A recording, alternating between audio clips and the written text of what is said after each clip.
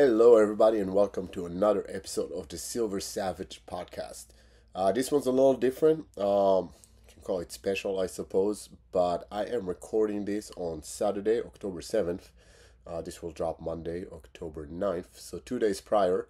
And all of my plans of what I wanted to record went out the window, in a sense. And I'm going to talk about what's going on in Israel today. So, with that, welcome to another episode of the Silver Savage podcast.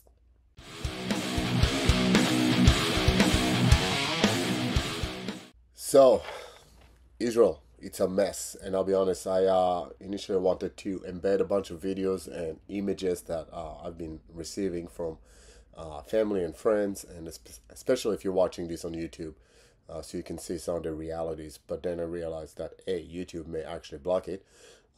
B, that it is some of it is not for general consumption, either because it's too graphic, or honestly there is just some stuff that should not be out there in public, so you are stuck watching my face instead. But I will be describing some of the things, and this is unscripted, 100% based off of events that started, if it is now about 4 p.m. here, so about 11 o'clock or midnight of this past night. So been going on for about 16, 17 hours roughly. So it is still fresh. There's still a lot of information that's about to come out, and certainly by Monday when you guys listen to this, some of the information is going to be different. But based on what we know now, I want to give a little description, and I'm going to break this podcast into two parts.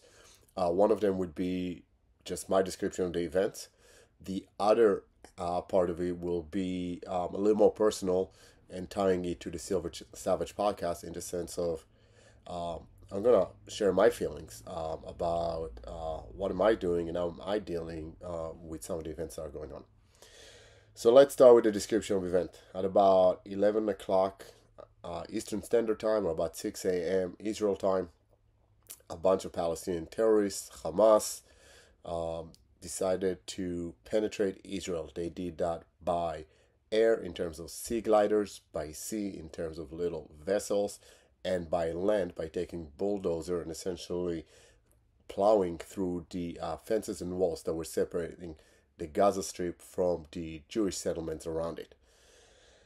Listen, I don't care where your political view lies, and if you are one of those that the poor Palestinians, they are oppressed by Israel or by even their own people. First of all, you got to be educated, but more importantly, none of that matters at this point. I certainly used to be one of those that gave them the benefit of the doubt, even with my service in Israel in the military and dealing with some of them. I always used to say that it is only the leadership that's an issue in some of the terror groups, but the reality is that the majority of the population is innocent and really is just suffering from the consequences of an ongoing battle and the actions of their own leadership, right? So if you think about it, the Gaza Strip, the Palestinians get billions of dollars in aid, supposed to be used for infrastructure and better their lives, and the reality is that they haven't done any of it because the terror organizations take all that money being sent by the U.S. and other international players, and they use it to build terror tunnels, to fund terror operations, to buy firearms and weapons. So it was certainly the leadership and the terror that used to be the issue. The events today changed my view. I don't care how innocent the population is. First of all, we're talking thousands of people overrunning these borders between the Gaza Strip and the Jewish settlement. So it's not just a small percentage or a small group. And the other thing, what happened today was coordinated for months. This is a well-calculated event, and there's no way that people over there, with how complex this was and how many people were involved, no way that people did not know or had the opportunity to do something about it and chose not to. So as far as I'm concerned, and I wanted to say I apologize if I offend anybody, but I really don't. As far as I'm concerned, they are all guilty right now. So as I said, at about 6 a.m. Israel time, they infiltrated Israel.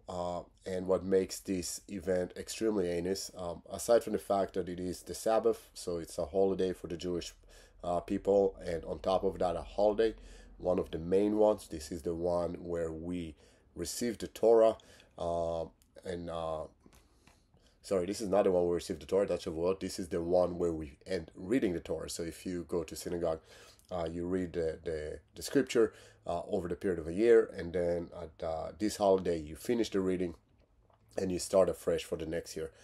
So big holidays, a lot of people were home celebrating with their families. Nobody was prepared for that. We're going to talk about the intelligence side of things in a minute.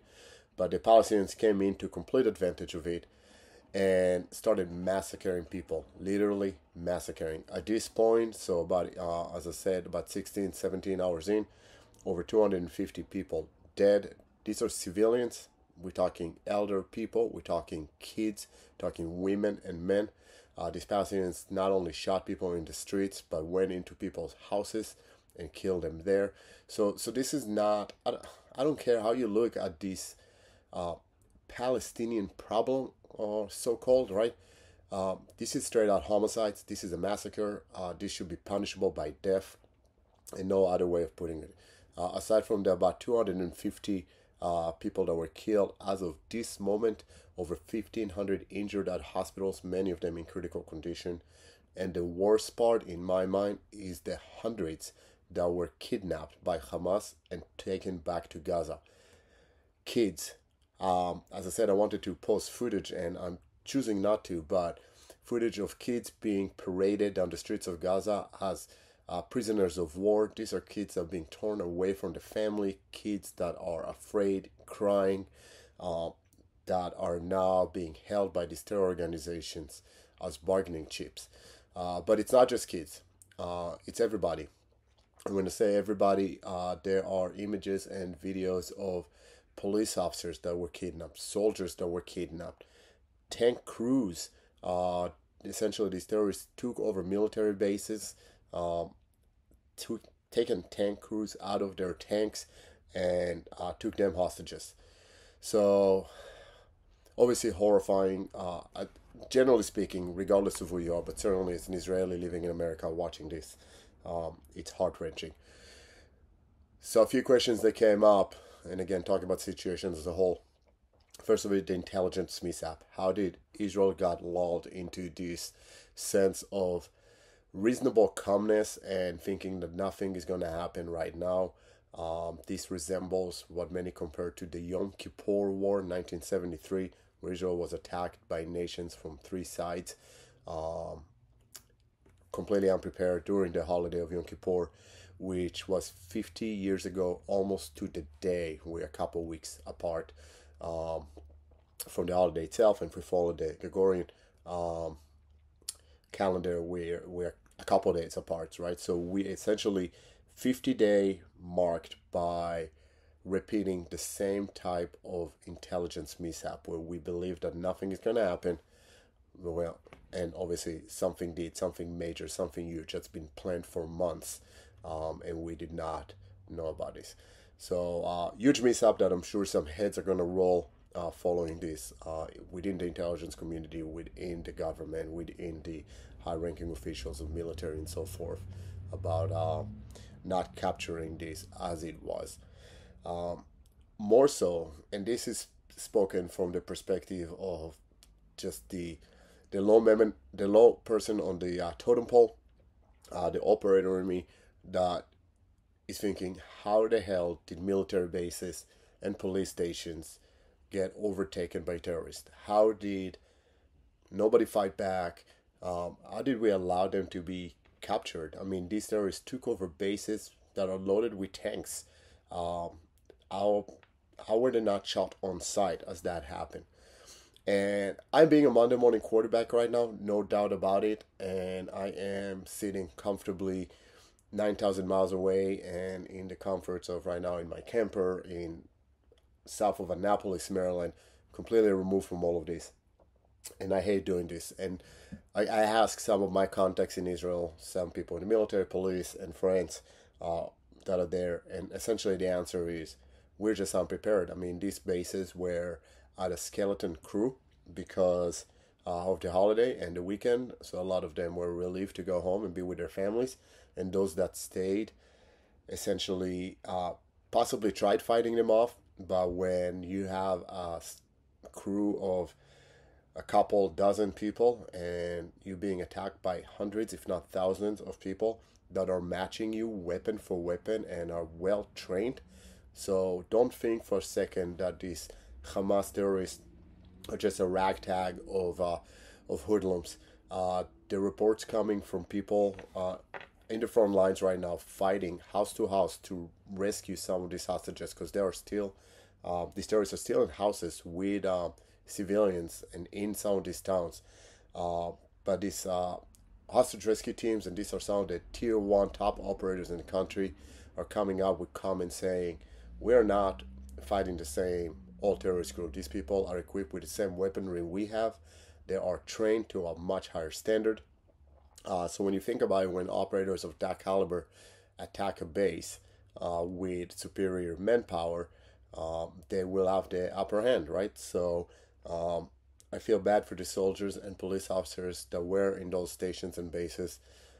Many of them were killed, and those that weren't were taken hostages, which essentially was going to force Israel to either negotiate or try to rescue them, which is going to be a lengthy and painful process. So that is where we stand right now. Israel is mobilizing as we speak. I'm seeing footage of tanks being mobilized towards the Gaza Strip. Israel recalled tens of thousands of reservists to get back to their units, platoons, special operations. Everybody is being moved. All eyes are also looking north right now towards the border with Lebanon, where Hezbollah is, which has not acted as of yet, but may very well try and take advantage of the situation down south in Gaza. So a lot of military planning and operationally activities are taking place as of this moment. The thought is this is going to be a lengthy war. This is not going to be a quick operation like we've seen in the past when Hamas fires thousands of rockets. So Israel would go in and just clear a few of the nests where Hamas is and take over some of the rocket launchers. This is going to be a full-out war. This is against a whole population of people. So there certainly will be some civilians there that are innocent, but for the most part, we are fighting a well-organized militia that has one goal and one goal only, and that's to hurt Israel as much as possible. Gaza is a very complex environment. It is extremely dense, where fighting is a close quarter battle to the extreme against people that are well well trained, and obviously well equipped. So it's going to be a painful, lengthy process. The question begs, why would they do it? Because the reality is that Hamas, with all of its improvements in weaponry and tactics, is no match to the idea of one of the strongest militaries in the world, one of the most advanced technologically militaries in the world. So the question certainly comes up: what is it in it for them to gain? Because the reality is, I'm saying the reality is a lot. I need to check my vocabulary, but the point being made. See how I changed that? Point being made is that they went into it knowing that they are going to drag Israel into a war, or at least an operation that is going to be devastating for them. So why would they do it? So these are the thought process, and this is not just mine. This is me discussing this with other people and getting their opinions as well. Option number one is it was just an opportunistic operation based on the fact that Israel is pretty divided right now and unprepared with all the internal turmoil that Israel had between the left and the right over the past few months. If you guys remember, Israel Prime Minister Bibi Netanyahu was trying to pass a law that would essentially eliminate the check and balances processes that the Supreme Court has over the government. Israel does not have a constitution. Israel does not have a House and a Senate like America. So the only system for check and balances in Israel is the Supreme Court.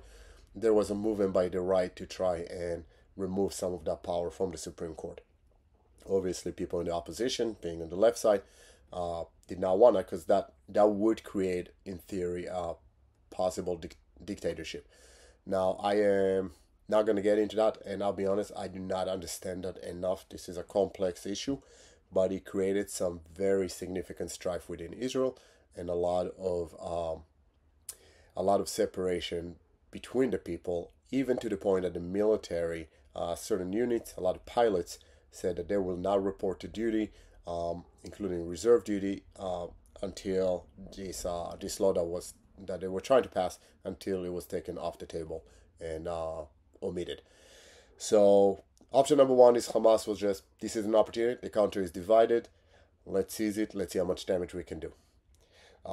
That may or may not be true. The reality is that this has been planned for a while. This was way too well coordinated. And I don't know that the actions of the past few months, were the catalyst for that. So that is one. Number two is just that they are flat out morons.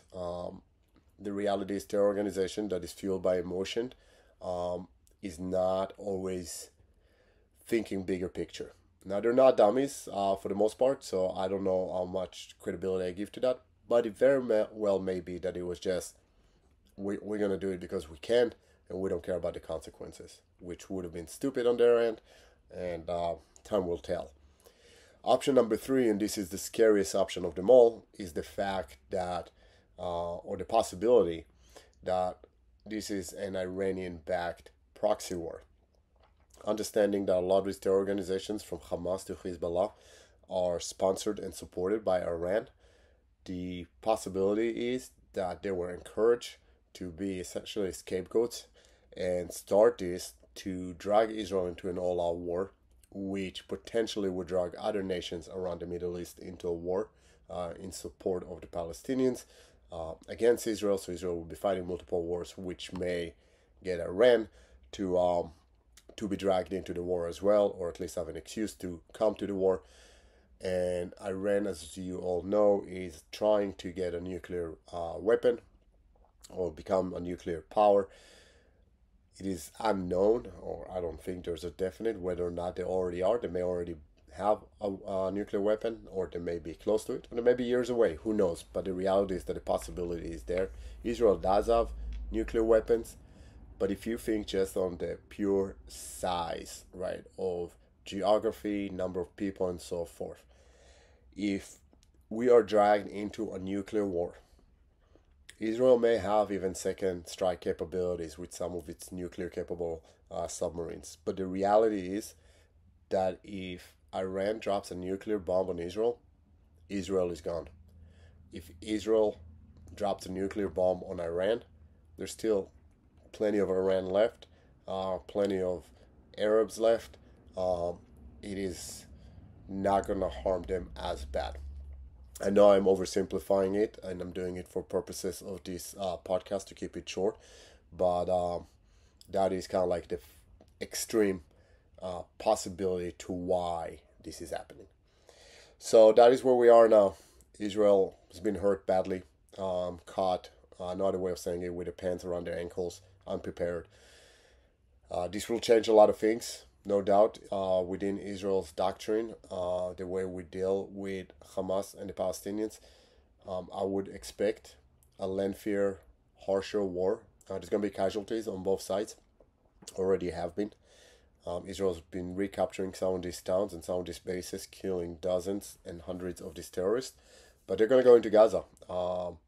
If they don't go into Gaza, the uprising within Israel is going to be outrageous. The civilian population is not willing to tolerate anymore. They've been dealing with for years with rockets being fired over. This day alone, over I believe last count, over 3,000 rockets in the last day from Gaza into Israel, including cities as Tel Aviv that for the most part were unharmed. They've been bombarded today. So after events like today, Israel would have no choice but to go in and really clean house. And when I say clean house, this is my own personal opinion. Again, sitting in the safety of my house, 9,000 miles away. But I hope Gaza becomes a new parking lot. That's all I have to say about that. So where do I stand? It is 4:30 in the afternoon here on a Saturday. I just spoke to my family. It's 11:30 at night there. They want to go to sleep. They can't as rockets keep dropping, alarms keep sounding, and everybody is having panic attacks and afraid of falling asleep and potentially not waking up. So it's hard to help. I will share one thing with you. I hope my family does not hold it against me. This is a conversation I had with my niece. My niece is 15 years old, and she sent me a message. She goes, Tviel, which is my actual name, right? Listen, I'm really scared, but mom is really stressed out, and I don't want to stress her anymore. What should I do? How do you answer a call or a message from a 15-year-old there, 15-year-old telling you they're scared and they don't want to bother their mother because their mother is overstressed as is on her own, and she's still trying to care for her children? My answer was, sweetheart, I'm sorry. Are you with mom now? Are you at home? They do split custody. My sister is divorced, so I wanted to check, and she goes, yes. My father is coming soon. I'm like, all right, take a deep breath. Go give your mother a big hug. Don't say anything. Just hug and hold, so she can feel you and you can feel her. And she said, all right. What do you say? So I am here and tying you to the old Silver Savage theme that we've been discussing for the past 2 years since we started this podcast. What it's like to be a warrior without a war. The warrior poet. The alpha type that is sidelined. My wife sees me today and she knows I'm not handling it very well. I am eager to go back. I realize I'm not 18-year-olds anymore, and there are younger, better people than I ever was doing the work. But sitting here it's hard. So I have a bag that's packed with my gear. I'll even bring my own bullets. I just need someone to let me know that I can go. I am overwhelmed by the support I receive from family and friends all day today. People that were members, people that I met once for an hour, people that I've known for years. Everybody messaging me and asking me, how is my family doing? How am I doing? Telling me their prayers are with Israel. So I do appreciate all of it. I sincerely do. I did not answer everybody. There have just been literally hundreds of them coming through today. I am I'm ready to put it out there and say, listen, if you want, let's get a team together. Let's get our stuff together and let's go help. Excuse me. But I know that's just me talking because, first of all, logistically, airports are closed. So because of the rockets being fired, you can't land airplanes in Israel at the moment, commercial airplanes. So it's not going to be possible of doing. But also the logistics of bringing troops in is not that simple. I would assume if things escalate and do become multi-front war,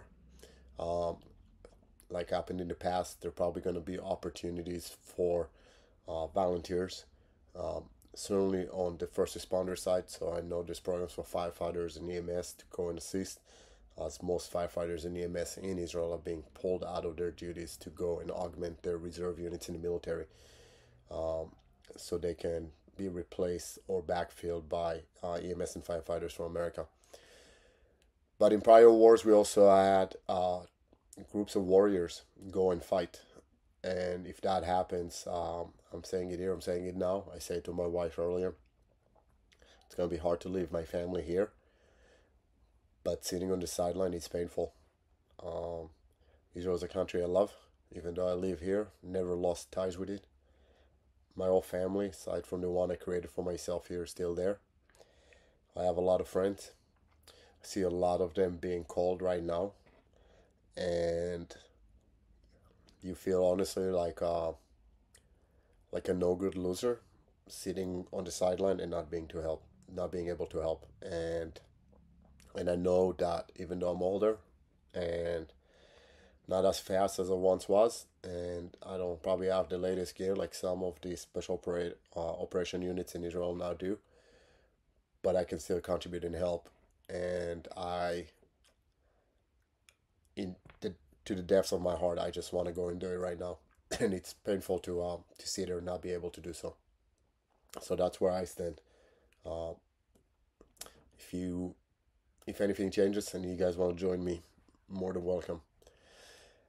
Anyways, I'm gonna let it be. This was more of a personal rant, trying to bring to light some of the realities of what's going on over there right now. I want to thank everybody that's been listening. I want to thank everybody that's been reaching out today. Please do keep your prayers and thoughts with Israel for the next couple of days, weeks, however long this takes. Keep in mind the families that have lost loved ones. Some are dead, some are injured, some are kidnapped and held as hostages and prisoners of war. Actually, prisoners of war is not the right term, right? They're straight out hostages by these terror organizations. And let's pray for quick and as painless of a resolution as possible on the side of Israel, and hopefully once and for all put an end to this Gaza Strip nuisance and an issue that it has been for the past 30 years. In the meantime, stay savage.